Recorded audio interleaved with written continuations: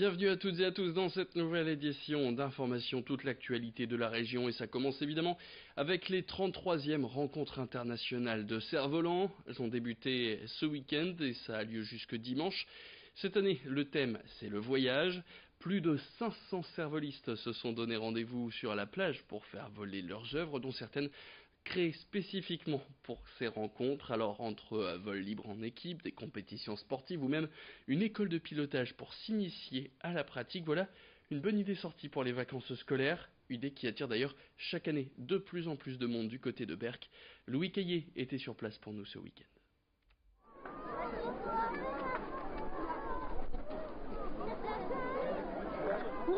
Dans le ciel, une myriade de couleurs, de formes et de tailles variées flotte au-dessus des têtes.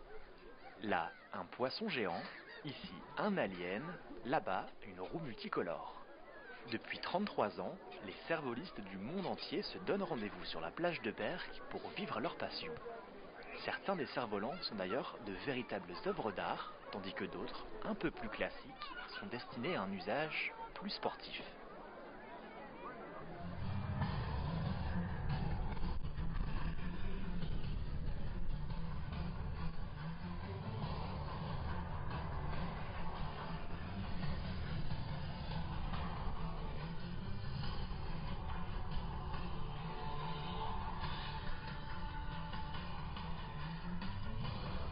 Pendant 10 jours, 19 délégations du monde entier vont tenter de convaincre le jury. Vol synchronisé, scénarisé, chorégraphié et mis en musique, chaque équipage rivalise d'audace et de technique face à un public captivé.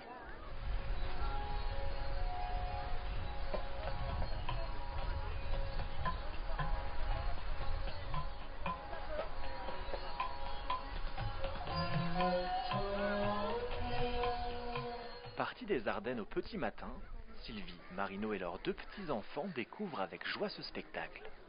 On a eu du mal à arriver jusqu'à l'appartement parce qu'il y a du monde sur la route. Mais on a mis 5h30 pour arriver. Normalement, on en met 3. Mais bon, c'est pas grave.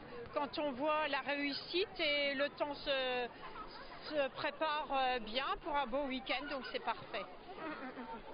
Comme eux, d'autres familles viennent profiter du spectacle offert par les cerfs-volistes. Et sur la plage, c'est quand même mieux. On est venu ce matin, on a pique-niqué sur la plage et puis on repart ce soir. Le soleil, les couleurs, le sable, les cerfs-volants, voilà. Ce beau spectacle de cerfs-volants.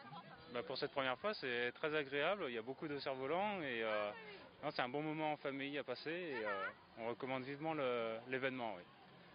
C'est bien, il y a du vent cette année. Ouais. Parce que d'habitude, il n'y a pas trop de vent. D'habitude, il n'y en a pas trop, donc on n'a pas trop l'occasion de les voir voler. Là, ils sont tous en l'air, c'est super bien.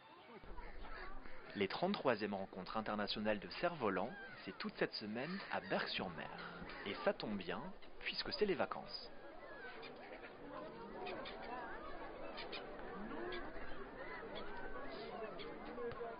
Allez, autre actualité de ce lundi, c'est la journée internationale des Roms. Le but, célébrer cette culture et sensibiliser aux problèmes rencontrés par cette population. Pour l'occasion, Lucille-Berthe Constant a rencontré 2 familles roms qui habitent entre Saint-Gall-et-Mélantois et Villeneuve-d'Ascq. 24 personnes vivent sur un petit terrain. L'une de ces 2 familles, les Lingunarach, sont arrivées en France en 2012. Ils ont été expulsés de plusieurs terrains avant d'arriver ici au mois de juin 2017. Le père de famille travaille aux espaces verts de Bois-Blanc en contrat d'insertion. Les enfants, eux, sont tous scolarisés. Et s'ils veulent sortir du bidonville, il est très difficile de trouver un logement social pour cette famille qui a 9 enfants à charge. Les bénévoles du collectif Solidarité Rome Lille Métropole les aident à trouver un logement pour tenter de les sortir de la misère. Écoutez cette interview signée de notre journaliste Lucille-Berthe Constant. C'est des familles comme les autres, elles sont pauvres, elles sont déshéritées, elles ont besoin d'aide parce que quand on ne connaît pas un pays, c'est extrêmement compliqué de trouver des repères. Elles sont quelquefois analphabètes, donc imaginez la difficulté, ne serait-ce que pour prendre un rendez-vous à Pôle emploi sur Internet, Imaginez que si on les aide pas quelque peu, elles vont avoir un temps très très long avant de s'insérer. L'autre famille qu'on aide pour les papiers, tout ça, en 1 an, elle a pu faire la culbute, ça c'est merveilleux. Et là, le père de famille, en 1 an, a trouvé du travail, tous les enfants sont scolarisés, la cave va bientôt s'ouvrir. On peut espérer que d'ici quelques mois, ces 2 familles aient quitté le bidonville. Vraiment, c'est notre espoir. Les sans transition, on parle maintenant des nouveautés annoncées pour la 10e édition du Main Square Festival. Ce sera les 5, 6 et 7 juillet prochains à la Citadelle d'Arras. Il y aura par exemple une 3e scène annoncée qui accueillera 11 groupes. Autre nouveauté, une 2e tyroléenne et un coin boisé pour offrir de l'ombre et du repos. 3 jours de festivités avec 47 groupes et artistes annoncés, parmi lesquels Damso, DJ Snake, Angèle, Christine and the Queen, Macklemore ou encore Martin Garrix et Big Flo et Oli. L'organisation prévoit aussi plus de parkings, plus de points d'eau ou encore des actions pour l'écologie. Bref, le Main Square Festival continue de grandir. Il a d'ailleurs signé avec la Citadelle d'Arras pour continuer de s'y produire jusqu'en 2026. Écoutez tout de suite Armel Campagna, l'organisateur de ce festival, au micro de Rémi Desremeaux. Dès qu'on ouvrait une nouvelle zone, elle était prise d'assaut par les festivaliers.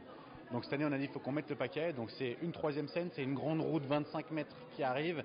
C'est plus d'animation, c'est des terrasses, des magnifiques terrasses sur des petits arbres en fleurs qui arrivent. Ça n'existait pas l'année dernière. Donc déjà, c'est un vrai effort. Maintenant, la densité de la programmation, je pense que c'est un peu plus fun, un peu plus dansant que l'année dernière. Je pense que voilà, le climat social, c'est pas non plus le plus facile et que on se doit aussi de montrer et de créer des instants de fête, des instants de fédération et de partage. Et je pense que le Main Square cette année va vraiment être un Main Square très très très festif et fun, quoi. Voilà, tout simplement. Et c'est la fin de cette édition. Merci à toutes et à tous de l'avoir suivi.